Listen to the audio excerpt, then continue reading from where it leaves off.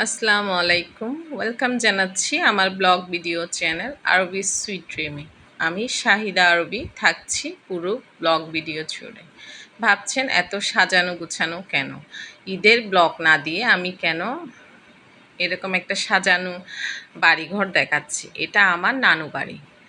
তো আমার নানু বাড়িতে আজকে মেজবানের আয়োজন। আমার নানুর মেজবান আজকে আমার নানুর মৃত্যুর 4 দিন, 4 দিনে মেজবান দেওয়া হচ্ছে। তো আমি পুরো মেজবানের ভিডিওটি তুলে ধরবো এখানে। তো নানু বাড়িতে আসলে নানা নানু না থাকলে যাই হয়, তো এখন আসলে আর মন বসতেছে না। যদিও মেজবান, তাও আমার কেমন জানি না ভালো লাগতেছে না, সব কিছু কেমন অন্যরকম লাগতেছে। থাকলে মর্ম বুঝি না, না থাকলেই বোঝা যায় কীরকম। তো আমার নানু আসলে অনেক অসুস্থ ছিল, পুরা 4.5 বছর ধরে সে ঘর বসা। তো যাই হোক, আল্লাহ পাক নিয়ে গেছেন ঈদের দিন। ঈদের জামাত শেষে আমার নানুর মৃত্যু হয়। আমার নানু আসলে দুনিয়ার মায়া ত্যাগ করে চলে যায়। তো যাই হোক, আজকে ঈদের 4র্থ দিন, আজকে মেজবানির আয়োজন করা হচ্ছে। এই গরুটি আসলে নানুর মেজবানির জন্য জবাই করা হবে। তো সবাই মিলে গোসল করাচ্ছে, বাচ্চারাই করাচ্ছে মূলত। নানু আসলে বাচ্চাদের অনেক পছন্দ করতো, তো বাচ্চারা মিলেমিশে কাজ করছে।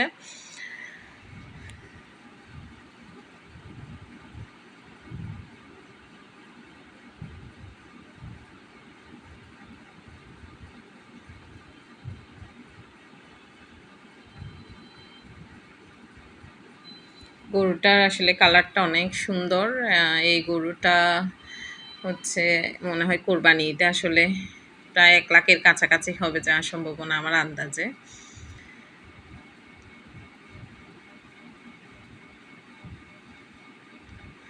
তো এখন নিয়ে আসা হলো জবাই করার জন্য। জবাই করবে, কসাই চলে এসেছে। তো গরুটা জবাই দেওয়ার জন্য ফেলতেছে। আসলে বোবা প্রাণী, মুখ ফুটে কিছু বলতে না পারলেও সে বুঝতেছে তাকে জবাই করা হবে। তার মনের মধ্যে আসলে জানা হয়ে গেছে। তো যাই হোক, ফেলতেছে। আসলে অনেক কষ্ট লাগতেছে, কিন্তু হালাল জিনিস আল্লাহ পাক আসলে মানুষের জন্য হালাল করেছে, তো খেতে তো হবেই সেরকম। তো গরুটা আসলে পড়তে চাচ্ছে না, অনেক মানে জোরাজুরি করতেছে কিন্তু পেরে উঠতেছে না। অবশেষে হার মানতে হলো, ফেলে দিল। এটা আমার নানু বাড়ির আসলে পুকুর পাড়, পুকুরের ঘাট। এখানে হচ্ছে জবাই করলে পানি দিলেই হচ্ছে পুকুরে পড়ে যাবে, এটা আর কষ্ট হবে না।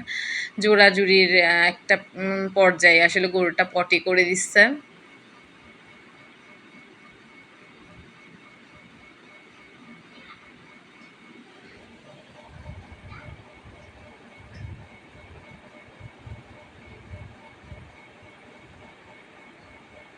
আমি আসলে কোনোদিন মেজবানের ভিডিও করি নাই। মেজবানি খেলেও হচ্ছে কখনো আসলে ব্লগ ভিডিও তো তখন করতাম না, তো প্রয়োজনও পড়ে নাই।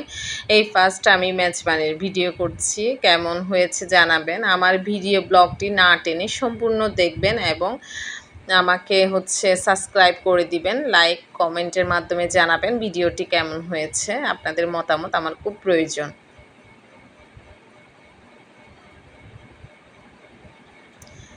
Please subscribe my channel. আর নতুন নতুন ব্লগ ভিডিও পেতে বেল বাটনে ক্লিক করে দিবেন। তো এখন হুজুর এসে জবাই করবে। হুজুর হচ্ছে আমার আঙ্কেল, উনি হাফেজ। তো উনি জবাই করবে গরুটা।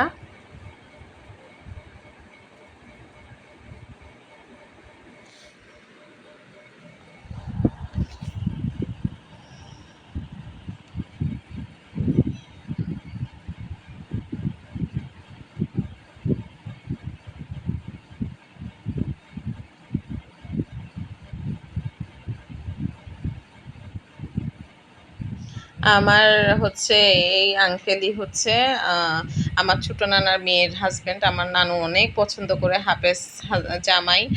তো উনি আসলে আমার নানুর জানাজা পড়িয়েছেন, এখন গরু জবাই করতেছেন।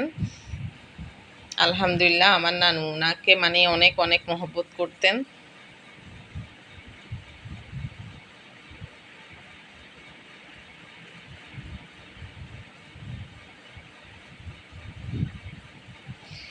অলমোস্ট আসলে মাংস কাটা শেষ। আমি শেষেরটা ভিডিও করতেছি কারণ এখানে অনেক মানুষ ছিল, মাংসগুলো নেওয়া আনা ফ্রি ছিল না যে ভিডিও করব। অনেক ছেলে মানুষের সামনে আসলে গ্রাম বাড়িতে আসা যায় না, দাঁড়িয়ে থাকলে একটা খারাপ লাগে।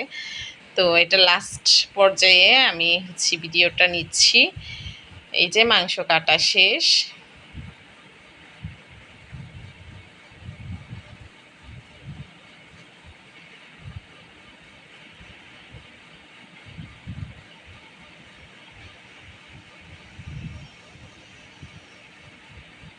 নাড়ি বুড়ি এক সাইড করে রাখা হচ্ছে, এই ঝুড়িটাতে নেওয়া হবে। এগুলো আমরা চট্টগ্রামের বাসায় লাই বলি, আপনাদের কোন ডিস্ট্রিক্টে আসলে কি বলে জানি না। এই লাইয়ে করে নিয়ে যাবে।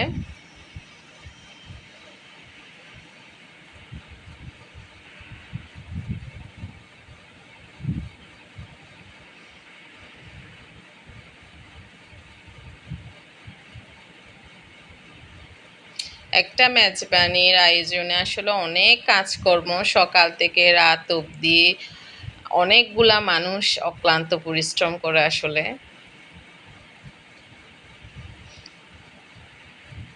তো অন্যান্য মেজবানি আসলে খেয়ে এসেছি, এতটা দেখিনি, বাট নানুর মেজবান বলতে কথা, সে কারণে আসলে শুরু থেকেই হচ্ছে সব কিছু দেখতেছি কিভাবে করায়। এখানে উঠানে এক সাইডে মাংসটা রেখে কাটার ব্যবস্থা করেছে। ওগুলো রান্নার জন্য হচ্ছে সাইজ করে কাটা হবে। 750 মানুষের খাবারের আয়োজন।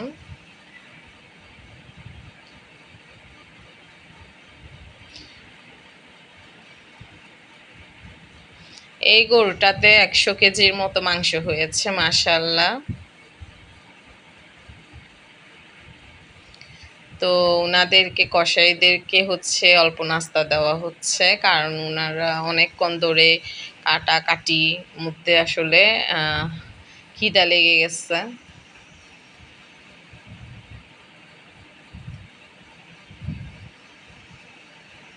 এখানে রান্নার আয়োজন চলতেছে।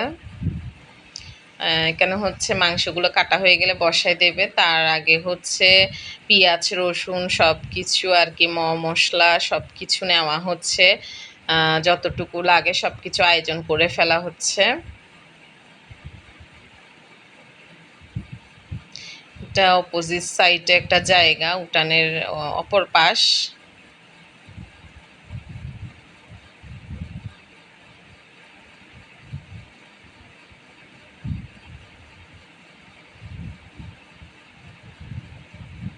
চুলায় অলমোস্ট আগুন ধরিয়ে দেওয়া হয়েছে।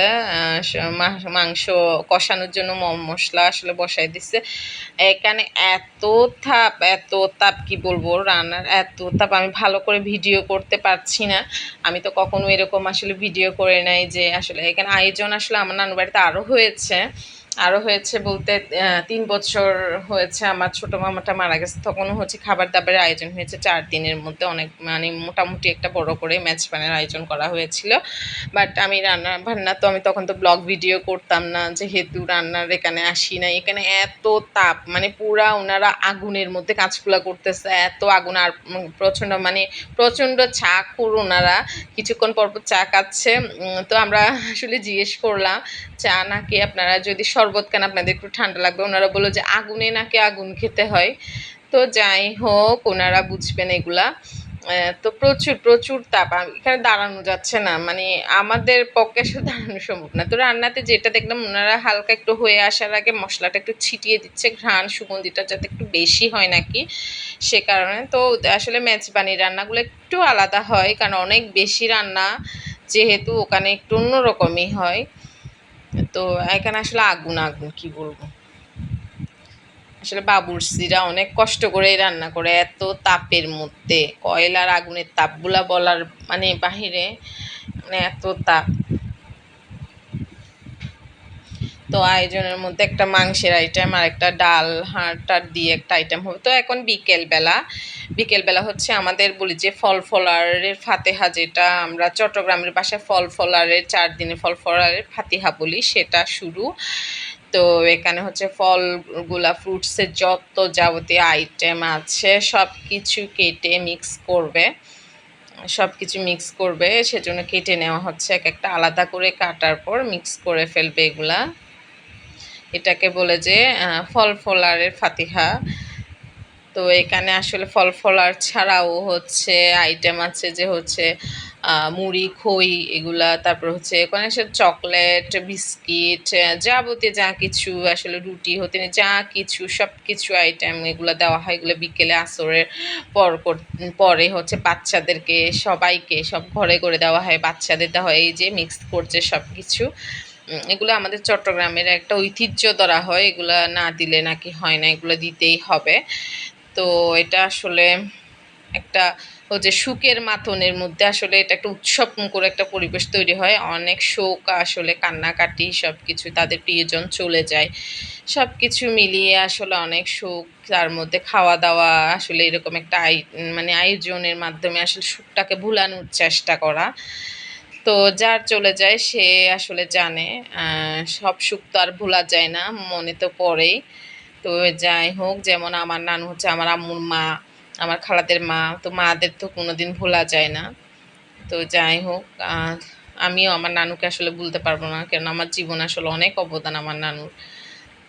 আমার নানু আসলে অনেক কষ্ট করছে আমাকে নিয়ে। তো যাই হোক, এগুলা আয়োজন হচ্ছে। কিছুক্ষণ পর বাচ্চাদের মাঝে দিবে, বাচ্চাদের দেওয়া হলে প্রতিটা ঘরে ঘরে দেওয়া হবে খাওয়ার জন্য।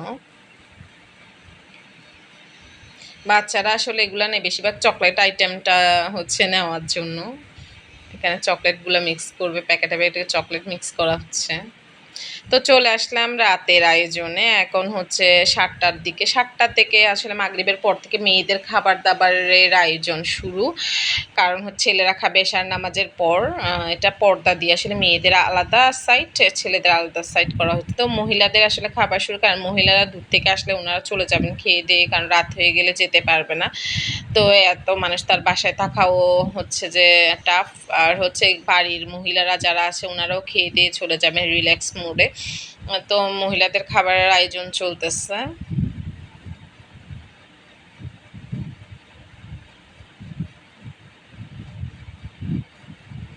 মাশাল্লাহ, মোটামুটি ৭৫০ জন মানুষের আয়োজনে ৭৫০ জন মানুষ হয়েছিল।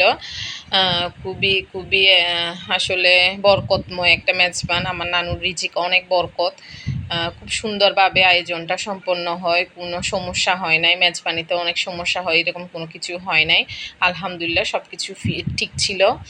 তো হচ্ছে খাওয়া দাওয়ার পর্ব শুরু। এভাবে হচ্ছে একের পর এক হচ্ছে বেশ শেষ করে চায় মেজবানিটা শেষ করা হবে। তো অপর সাইডটা একটু দেখাচ্ছে ছেলেদের আয়োজন। এটা বাচ্চাদের খাওয়ানো হচ্ছে, আসলে বয়স্করা হচ্ছে এশার নামাজের পর খাবে, বাচ্চাদেরকে দিয়ে দেওয়া হচ্ছে। এখানে আসলে সবাই আছে। তো ছেলেদের সাইডে আমি বেশিক্ষণ থাকতে পারবো না, আবার মেয়েদের সাইডে চলে যেতে হবে। এখানে সব ছেলে, আসলে খারাপ লাগতেছে দেখতে, দাঁড়িয়ে আছি ভিডিও করতেছি। তো চলে আসলাম মেয়েদের সাইডে, মেয়েরা খাচ্ছে, এক বেশ শেষ করে আরেক বেশ বুঝতেছে ওরকম। তো আমার ব্লগ ভিডিওটি কেমন লাগলো জানাবেন। আর হচ্ছে ভালো থাকবেন, সুস্থ থাকবেন, আমাদের জন্য দোয়া করবেন, যেহেতু আমরা একটা শোকের মধ্যে যাচ্ছি। Thanks for watching. আল্লাহ হাফেজ।